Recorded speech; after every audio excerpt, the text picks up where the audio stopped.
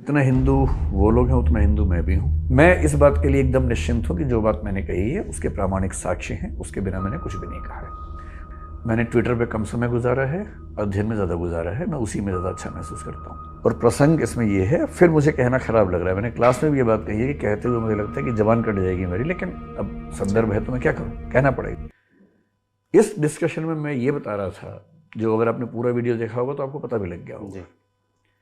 मैं ये बता रहा था कि क्या क्या आरोप तुलसीदास जी पर लगते रहे हैं और क्या क्या उसकी सफाइयाँ दी जा सकती हैं या कुछ लोगों ने दी हैं।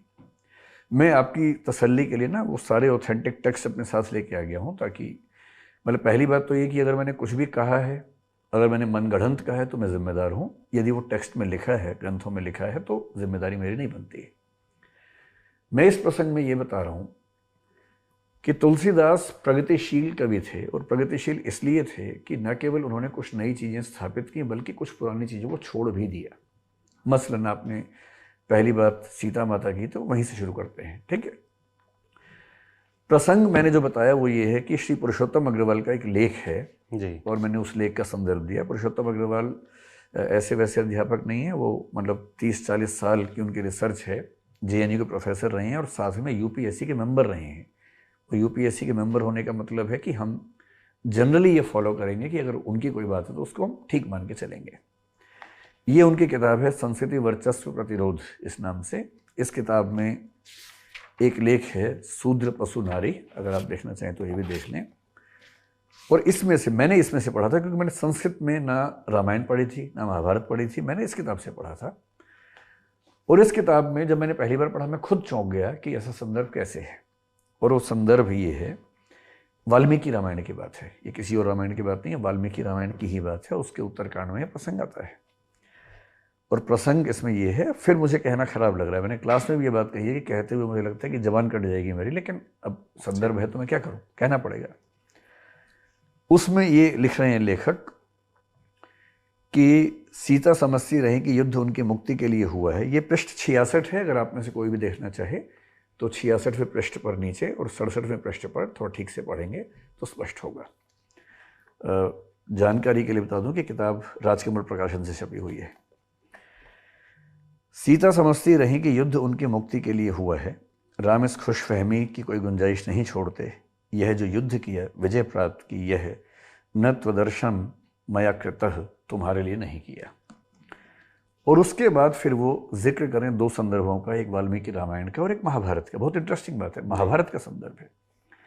वाल्मीकि रामायण में 6/115 और उसमें 19 से 21वें श्लोक तक जो 3 श्लोक हैं उसमें लिखा है, क्या कोई अच्छे वंश में जन्मा तेजस्वी पुरुष ऐसी नारी को जो दूसरे घर में रहकर आई हो, मैत्री के लोभ में पुनर्वार ग्रहण करेगा। और आगे कुछ कठोर बातें, जिसके बाद अंत में ये कि मैंने तुम्हारा उद्धार किया है, मेरा उद्देश्य सिद्ध हो गया, अब मेरी कोई आसक्ति नहीं, तुम्हारी जहाँ इच्छा हो चली जाओ। ये वाल्मीकि रामायण का प्रसंग है। मैं वाल्मीकि रामायण भी साथ में लाया हूँ, आप चाहे तो उसमें भी देख सकते हैं। तो सर आज पूरी सब किताबें लेकर आए हैं ताकि कोई ये ना कह सके कहाँ से बोल रहे हैं, मैं रेफरेंस क्या बिना है। प्रमाणों की बात करने से बहुत बचता हूँ, संदर्भों के साथ बात करता हूँ। मैंने ट्विटर पे कम समय गुजारा है, अध्ययन में ज़्यादा गुजारा है, मैं उसी में ज़्यादा अच्छा महसूस करता हूँ।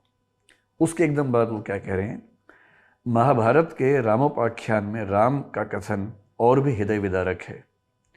अब ये महाभारत में देखिए, ये महाभारत लेके आया हूँ और ये महाभारत भी गीता प्रेस की है, जिसको ट्विटर वाले लोग सबसे ज़्यादा प्रामाणिक मानते हैं। वही ये गीता प्रेस गोरखपुर की महाभारत द्वितीय खंड है। इस द्वितीय खंड में एकदम लेटेस्ट, मैंने आज ही ये बुक नहीं खरीदवाई है जानबूझ के। इसमें पृष्ठ संख्या 918 और 919, ये 2 पेज हैं, 918 919। जिसको भी देखना हो इसमें जाके देखें। और ये 291वां अध्याय है और ये अध्याय, इसमें मार्कंडेय कह रहे हैं, मार्कंडेय उवाच से यहाँ से शुरू होता है। और जो श्लोक नंबर 13 है, सुवृताम सुवृताम वाप्यहम त्वामद्य मैथिली नोत्सहे परिभोगाय श्वावलीढ़ हविर्यथा। सॉरी, अब इतना खराब है कि मुझे बोलते हुए फिर उतना ही खराब लग रहा है।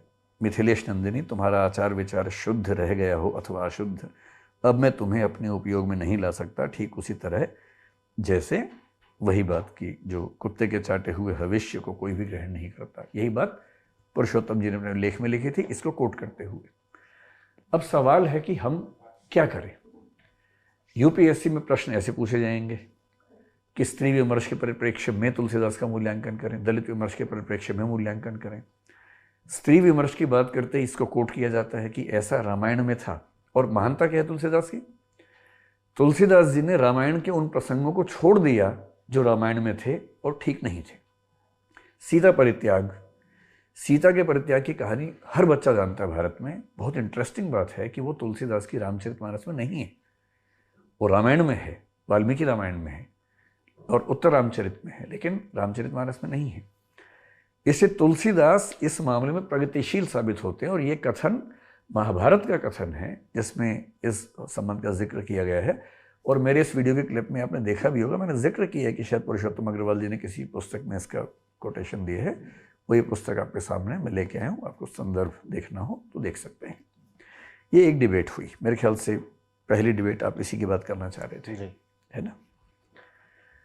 तो ये जो वीडियो सर 45 सेकंड का जो क्लिप शेयर किया जा रहा है, इस जो आपने बताया ये पूरी बातचीत इस विषय पर थी, इसी पर थी, लेकिन उसमें से काट के उतना ही शेयर किया गया। उस पूरी बातचीत के अंत में मैं ये कह रहा हूँ कि तुलसीदास प्रगतिशील क्यों हैं? क्योंकि तुलसीदास ने ऐसे संदर्भों को छोड़ दिए रामचरितमानस में जो परंपरा से चले आ रहे थे कि हे सीते, अगर तुम्हें लगता है कि युद्ध मैंने तुम्हारे लड़ा है तो तुम्हारी गलतफहमी है। युद्ध तुम्हारे लिए नहीं लड़ा है, युद्ध अपने कुल के सम्मान के लिए लड़ा है। और रही तुम्हारी बात, जैसे कुत्ते द्वारा चाटे जाने के बाद घी भोजन योग्य नहीं रहता है, वैसे तुम अब मेरे योग्य नहीं हो। संस्कृत के एक ग्रंथ में राम के मुंह से यह कहलवाया गया है। ये राम नहीं कह रहे, लेखक कह रहे हैं।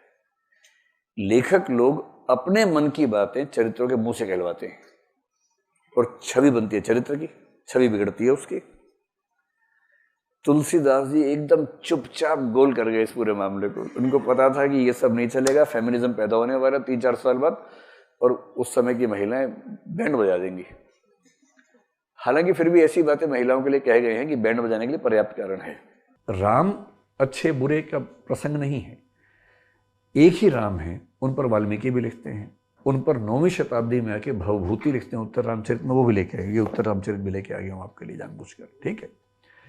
इन्हीं राम की कहानी पर हम 16वीं सेंचुरी में देखते हैं तुलसीदास जी भी लिखते हैं रामचरितमानस।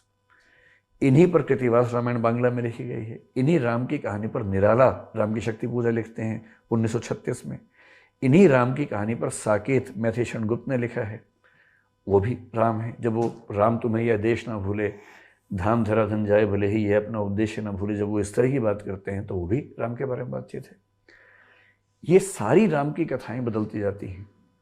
फिर 20वीं सेंचुरी के मिड में संशय की एक रात में नरेश मेहता राम के संशय पर एक पूरी नई तरीके से प्रस्तुति करते हैं।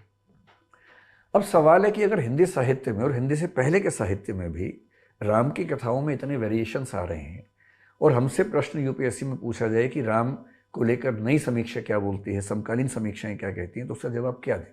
जब तक हम संदर्भ न कोट करें तो फिर अंक नहीं मिलेंगे बच्चों को, तो मेरी क्या जिम्मेदारी बनती है? तो मैं इस बात के लिए एकदम निश्चिंत हूँ कि जो बात मैंने कही है उसके प्रामाणिक साक्ष्य हैं, उसके बिना मैंने कुछ भी नहीं कहा है।